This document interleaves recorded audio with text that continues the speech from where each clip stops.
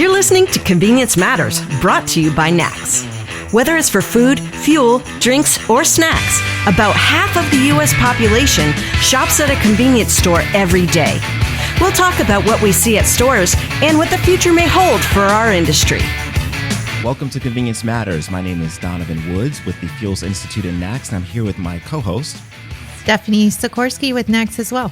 Well, you know, Stephanie, there was a forecast given a couple of years ago that within 10 years, 95% of all vehicles on the road would be autonomous, electric, and shared mobility. Now, something's changed. Let's talk about that. So we're here with our guest, Steve Schmidt from Deloitte, and they did a report recently called Express Lane Ahead, and it's finding new roads to value creation as the automotive industry transforms. Steve is actually the global and U.S. automotive sector marketing leader at Deloitte. Steve, thank you for being a part of our podcast today. Thank you, Donovan. Thank you, Stephanie. Really terrific topic and thrilled to be here.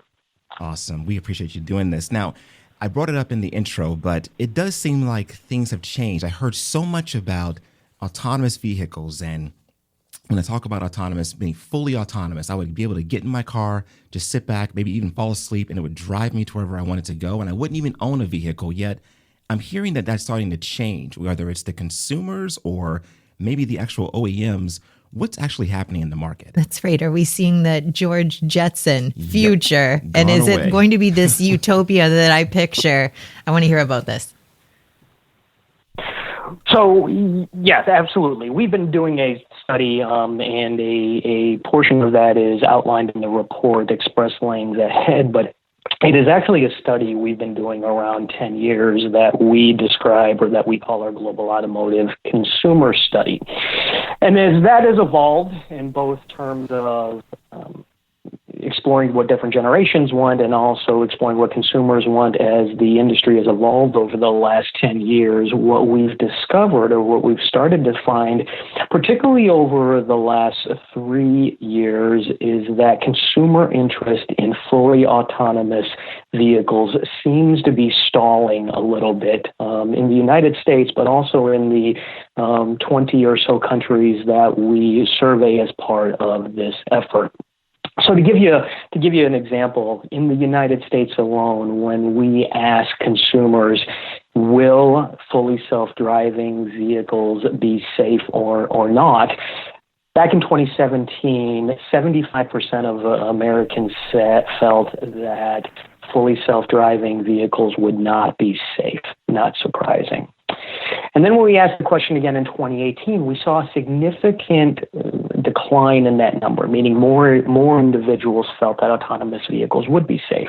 The number actually went from 74% feeling that it would not be safe in 2017 to 47% feeling it would not be safe in 2018. We asked that question again in 2019, and it has been a flat response rate. So we're describing this, and what we're seeing is consumers could potentially, they're signaling that they are pressing the brakes, if you will, pumping the brakes on fully autonomous vehicles. And that is a trend we are seeing around the world in the various markets that we survey as part of this research effort. There are certainly some, right, they're also pointing to some signals as to what is driving those. The recent media headlines around accidents involving autonomous technology certainly are not helpful to driving the mass adoption of fully autonomous vehicles. But there is still concern around safety, and consumers are telling us that they want to see a track record of these vehicles operating safely on public streets before they appear to be fully accepting of the safety of these vehicles.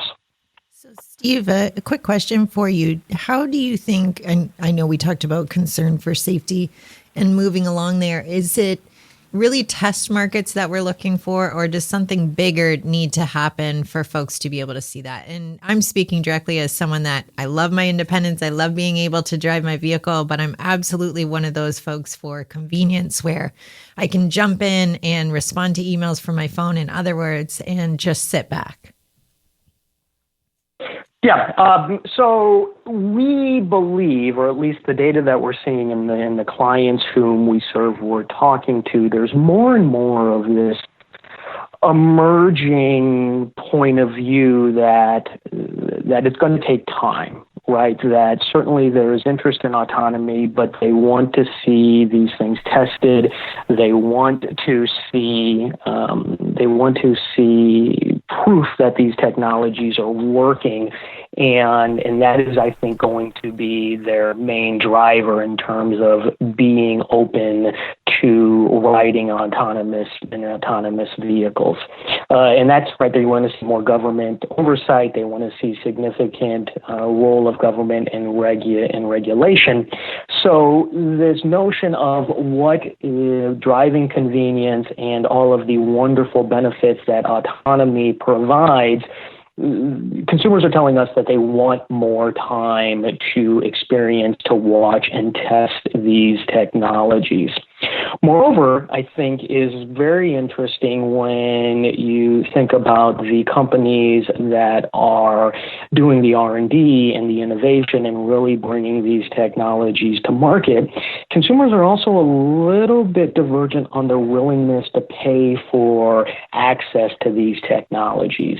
You ask them, would you be willing to pay more for self-driving features? And not so much, right? Definitely not a lot more. But you ask them whether they would be willing to pay extra for safety features, right? These technologies that protect us from ourselves while we're distracted and texting and those things that you shouldn't be doing in a vehicle while you're driving it. And they're much more willing, much more interested in those types of technologies. And what I personally find, or at least in my point of view, what I find is interesting to that and the paradox is that those, in fact, are some form of autonomous technologies. Certainly not full autonomous, but when you talk about self-drive or when you talk about crash avoidance systems and blind spot detection and adaptive cruise controls, reality, those are in part of some form of autonomous technology.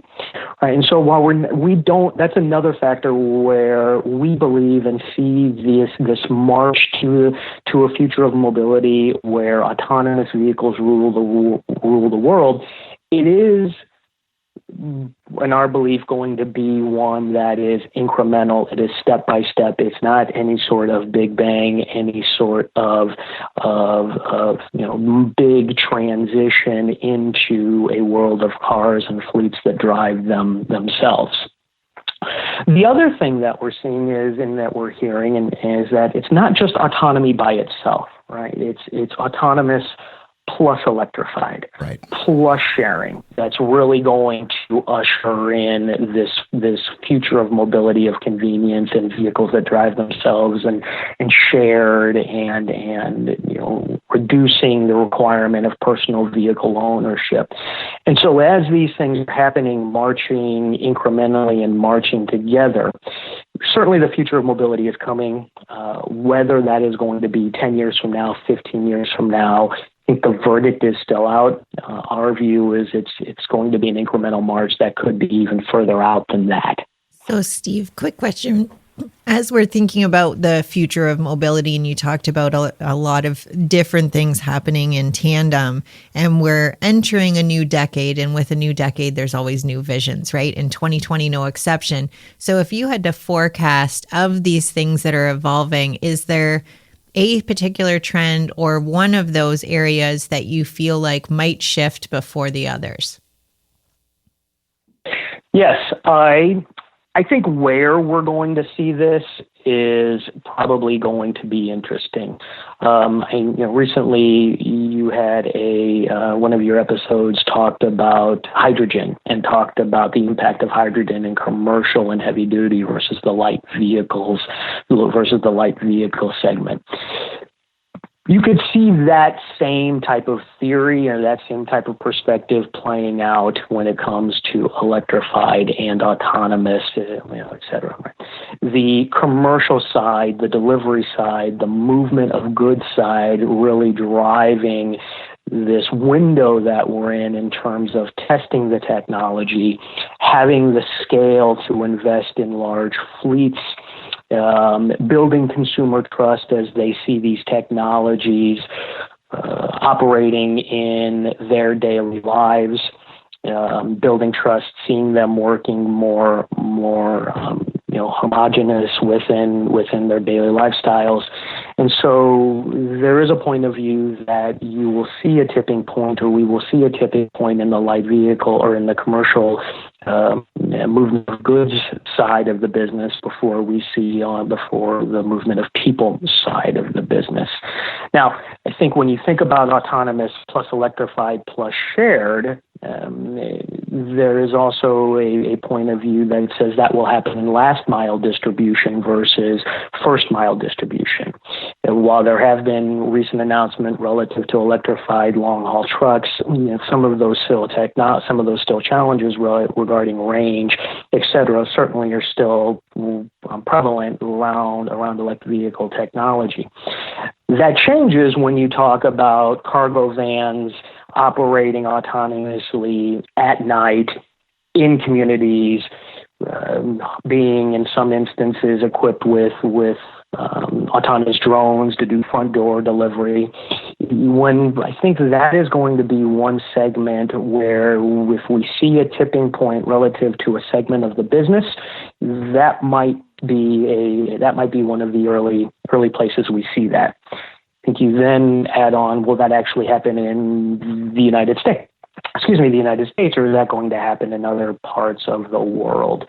And consumers are consistently telling us that they want government regulation and oversight when it comes to this technology. And so part of the driving factors is going to be, whether at the federal, whether at the local, whether at the state level, what are the government regulations that balance the ability to test and innovate with the factor of keeping societies safe.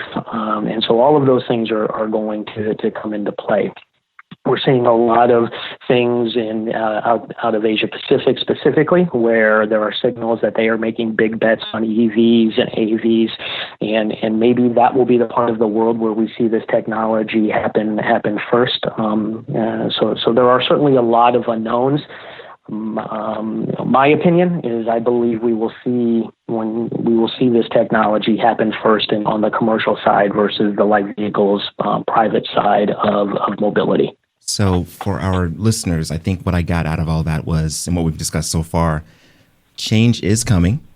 We're going to see autonomous technologies continue to pick up pace in different features. Maybe you have a type of cruise control that can actually adjust based on how far apart the cars are in front of you or behind you. Different features like that we're already used to, but they continue to get better.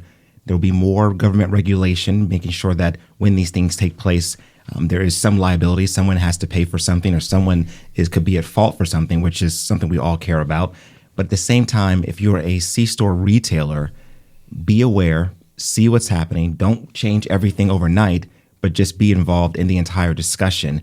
And I say that because everything continues to adjust. And I'm transitioning a little bit here, because something else in your report that I really liked was talking about ride hailing, where you're talking about your Ubers or your Lyfts. And I, a couple of years ago, loved taking any of those services. I thought it was a very cool idea, and I still do from time to time in different places. But something I found interesting is, maybe I'm part of this statistic. In America itself, in the U.S., it talks about frequency of ride-hailing usage has changed. And one of the stats I found interesting was that in 2017, 22% said they would rarely use ride-hailing. But yet in 2019, that number jumps to 46%, saying they would rarely use ride-hailing. What is behind that number? Is there anything that we can tell a story about that in terms of what's changed in terms of the perceptions of shared travel? So I think on whole, right, so certainly the data that you use is, when you talk about rarely, that number has grown relative to to rarely using ride hailing. Overall, however, when you look at 2017 and 2019, we really bucketed that question and divided that question into three categories. one, you never use it.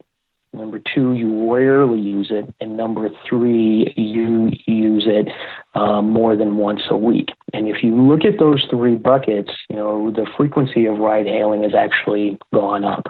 So in 2017, 55% of respondents to our study said we never use ride hailing.